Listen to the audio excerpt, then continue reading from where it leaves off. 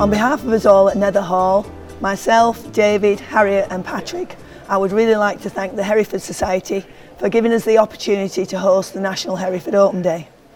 I would also like to thank all the wonderful speakers we've had today and everybody for travelling through various types of weather and making the effort to come.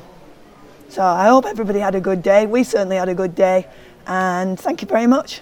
Hello, my name's Jim McKinstry. I'm one of the farm vets at Farmgate Vets in Lancaster, and I'm very lucky to be Dave and Maggie's and Harriet's vet here at Nether Hall. We all work very closely together to ensure the health and well-being of the Nether Hall herd, and it's so good to work with people who proactively take measures to increase the health and well-being of the herd and to decrease the amount of antibiotics that are used, which, to be honest with you, we use very little on this farm. The Nether Hall pedigree Hereford herd is Johne's disease and BVD accredited through the SAC Premium Health Scheme. We also vaccinate for leptospirosis here as well, because obviously we've got the river loon running through the farm, and we see that as a risk factor for leptospirosis.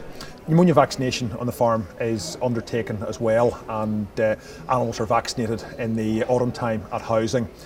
We use the Bovipast vaccine, which is covers the two major respiratory viruses, RSV and PI3, and also a bacterial component as well. And we find this works very, very well to protect those animals, and so those animals don't have any chronic lung disease later on in life that can obviously cause problems with performance.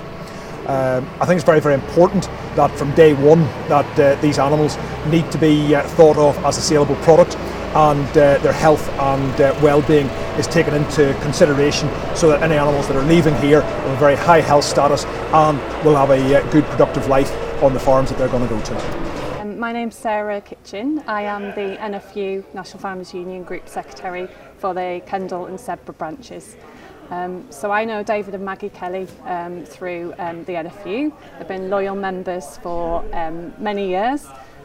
Maggie is currently our first female branch chairman for the Kendal and Sedbergh branches. The Kellys care passionately about what they do. They produce livestock in this beautiful Loon Valley to a very high standard. They care about animal welfare, and as you can see, they really enjoy what they do. My name's Stuart Bootham. I'm Managing Director for Cogent Breeding in the UK. We've been working with the Kellys for close to 10 years now. We bought Limousin bulls off them previously, now Herefords. The reason we work with the Kellys is because they have for us a fantastic health status, which is important for AI sires. They do record all of their data so we can get accurate EBVs, and we've had a good selection of genetics. They've imported genetics from around the world, both from the US and Australia, plus UK and Scottish Herefords. So we're able to get a good blend of product that we need for our dairy and beef customers that are looking to use now Hereford genetics. It's been highly successful. We've put multiple thousands of semen around the world. In fact, we've just exported 10,000 straws of the Daffy, Nether Hall Daffy bull to China. So it just shows how much that the strength and depth of their genetics carries it on to the global market. My name is Rose Goulding. I work for the National Cattle Breeding Centre in Ireland. I manage the beef programme for them, the beef breeding programme. And we're very happy to work with the Nether Hall Hereford herd here for a number of reasons. First of all, there's a very high quality of genetics here in this herd. There's a great diversity of genetics here in this herd. The level of data recording is impeccable. And also it's a herd with a very high health status. And all of these things is exactly what we need for our beef breeding programme. For our Hereford beef breeding programme, calving ease is really important to us, gestation length is really important to us, and the performance of the animals is really important to us as well. And a very high level of data recording is really important to achieve all those things for us. When we are selecting bulls here at Nether Hall, we have a lot of confidence in the EBVs of the bulls because of the high level of data recording and also the high level of the genetics. My name's Ian Locke and this is my wife Diney. We're from Australia. We run the Warunapole Hereford stud herd in Australia, and we've had the Kellys come and visit us now for a few years, and they've brought some genetics out from Australia which they've brought to the UK via AI semen and also embryos.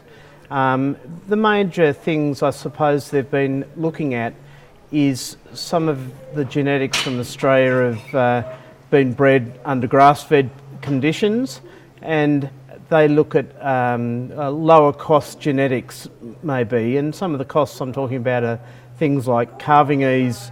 With more calving ease, obviously less cost with vets, and also the cattle tend to be, I suppose, easy doing. We call them easy fleshing type cattle, and those, they've been interested in those for bringing into the UK. So there's some genetics such as originally Waroona Daffy, that was a very easy fleshed bull, also Waroona Justin and Waroona Jack, all of whom are very easy calving and seem to grow quite well, and doing quite well here in the UK. We've just actually done a tour around the farm, and that's been enjoyable seeing some of those genetics here at the Kelly's farm at Nether Hall. So we've come out from Australia, and it's been interesting to come to the open day here today, where there's been a very good crowd. You know, we wouldn't see so many people come to an open day such as this, and it's obviously people have a thirst for the information that is available, and the Kellys are doing some things that are a little bit different than usual, and I think that their concentration on genetics and trying to describe their genetics through a tool like BreedPlan is getting some traction amongst some of the people here. So it has been interesting to hear their reactions to that. Obviously also people are liking what they see in the cattle, so it was nice to see people appreciating the stock. I'm Ryan Law, I'm the R&D manager for Dumbia, and we're here today on Dave and Maggie's farm to look at the Hereford stock they're producing for the Irresistible range for the cooperative. The targets for that range are approximately a 330 kilogram carcass, fat class 3 ideally, and Dave and Maggie have a production system here that's delivering exactly what we want for the market. Their Herefords are a fantastic line. They're delivering that medium-sized carcass that fits really well into what our consumers want. The consumer wants that nice size steak that cooks according to the cooking instructions in the back of the pack, and that delivers that consistency every time they buy the steak off the supermarket and take it home and cook it the way it says on the back of the pack. The job they're doing here on this farm is tremendous. The cattle are outside for a large part of the year. A forage-based system, again, so utilising the resource we have here in the UK to produce meat, and that conversion of non-human edible protein into something that humans can eat is a really good way of increasing the sustainability of the UK beef supply chain. And the animal they have for converting that grass into meat here is fantastic, and produces a very, very, very high quality product for our customer. The scanning is the raw data for using in EBVs. It's all done on contemporary groups of animals within the herd, and we can work out what the EBVs are from that once it gets through the analysation. Okay, so first of all, we're going to do an eye muscle area, which is taken between the 12th and 13th rib of the animal. Okay, that's the eye muscle area. It's coming up there as 78.6, just about 79 square centimetres. Then we move on to doing fat measurement over the 12th, 13th rib. And it's saying there 4.9 millimetres, just about the 5 millimetres over the rib. Rump fat.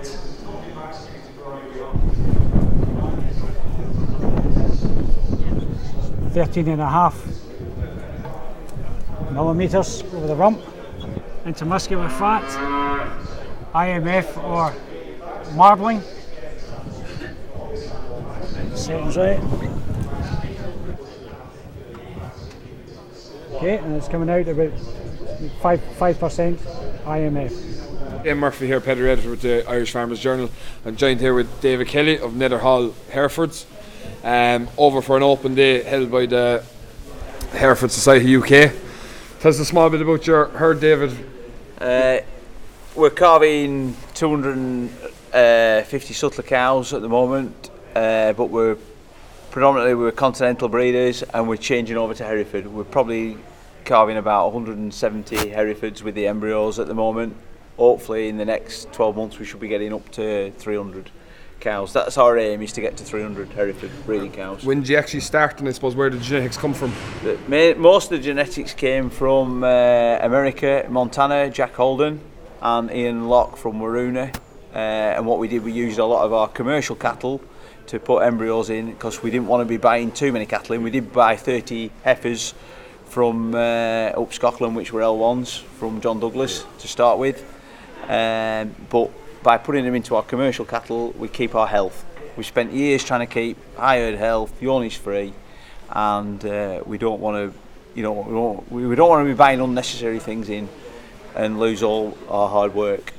So I suppose, what are you striving to produce? What was your aim when you got into the Hereford's traits you were looking at? We wanted a simple system, grass fed, no feed, keep the cake wagon out of the yard, and basically ease the calving. And we wanted to sell more pedigree stock, but it has to be simple. They have to be easy calving, but with a carcass. We're trying to also improve carcass. We're trying to move the trait, well, not move the, we're not chasing single traits, we're trying to move a bit of everything. And so we've got easy calving, good growth, good carcass, and as everybody keeps telling us, eventually we're going to get paid on this extra loin and everything, so we're trying to keep the length and the carcass in the animal. And how are you making sure that you actually keep them traits going, and how sire selection next? We're doing the figures, following the figures on breed plan. We go to Australia and we're picking bulls, and we're working with their figures. And then we're scanning everything, and we've just scanned a few weeks ago and found one of our bulls. It's actually putting an extra half rib in all its progeny, and Willie Wilson, the scanning man, picked that up for us. So that's great. We feel like we're going in there, we're going forward. And I suppose main market is probably your dairy market at the moment. Main market is dairy. Beef market seems to be coming on board a little bit more, and with a few pedigree people starting to take a bit of an interest, because it is a very commercial operation. We don't feed heifers, we don't feed bulls. There's no meal, it's just grass and silo. Paddock graze them, a very simple system. And just from the dairy point of view, are you having calves on the ground now already? How are they performing? They're performing. We try and keep in touch with all our customers, and we want to follow some of the calves through to slaughter with Dumbia and see how they're doing. They're killing out well. We're getting really good grades. We're also, we're concentrating on also trying to get the gestation length down for these dairy boys, so that makes a big difference. And by doing that, we're kind of recording everything. We want like a gestation length. We want it, if we can get it into the like 276, 7, 8 days, but we don't want to compromise on the quality of the calf.